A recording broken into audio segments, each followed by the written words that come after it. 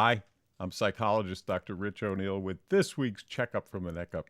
Dear departed Uncle Denny and the anti-stuffing ourselves at the buffet experiment. Well, dear listeners, science marches slowly. And even though I didn't know it, I've been waiting for science to explain one of the unforgettable moments of my childhood for some 40 years.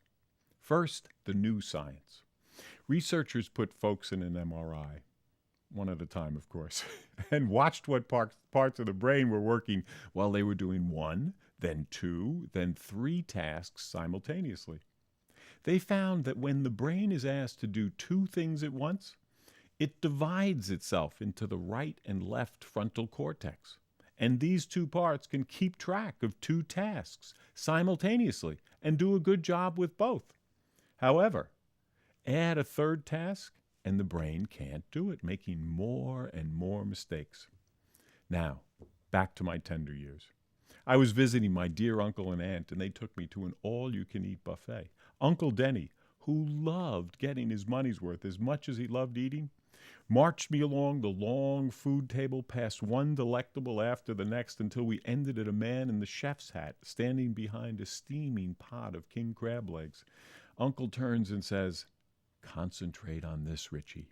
Concentrate on this." And we did. Now, Uncle was a big guy. Soon he had a towering pile of ravaged crab legs in his discard bowl. He'd undone his belt and the waist button on his pants. Between bites, he was urging me to watch for a new pot of legs being brought in so we could get there before they were all snatched up. Out of the corner of his eye, he spots the waiter delivering. He leaps up. "Come on, Richie," and beelines over, totally forgetting that his pants were unattached to the bod. Half-mast they go, and the boxers, striped and glorious, bloom into vision.